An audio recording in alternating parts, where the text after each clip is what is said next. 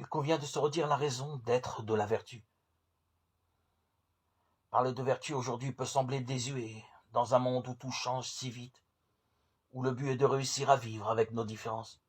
Il peut paraître étonnant de s'attacher encore à rechercher la vertu, là où l'urgence semble de quêter le vivre ensemble, l'ouverture, le pardon. Au départ, il y a le postulat que l'homme n'est pas jeté dans le monde au hasard. Dans la philosophie chrétienne, et cela est confirmé par la théologie, l'homme est le fruit d'un choix, d'un acte créateur. Il est désiré par Dieu qui lui donne la vie. L'homme n'erre pas, il est créé pour une fin, un but. L'homme, créature d'un Dieu bon, est fait pour le bonheur. Il trouvera sa joie et son accomplissement dans l'obtention de ce but, dont la quête est inscrite en lui. Se pose alors la question des moyens. Comment l'homme peut-il obtenir le bonheur?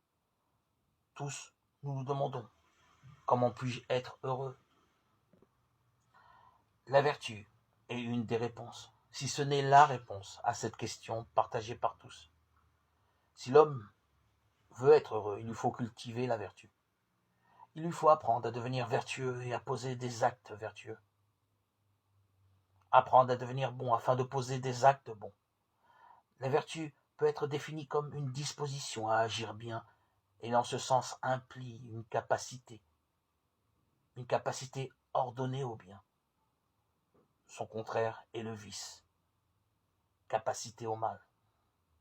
Par ailleurs, la vertu est bien une disposition à agir. Elle est certes une capacité, mais qui n'a de réalité qu'en tant qu'elle me permet de poser des actes. Je suis vertueux que si je pose des actes de vertu. En bref, il nous faut vivre de ce que nous avons acquis.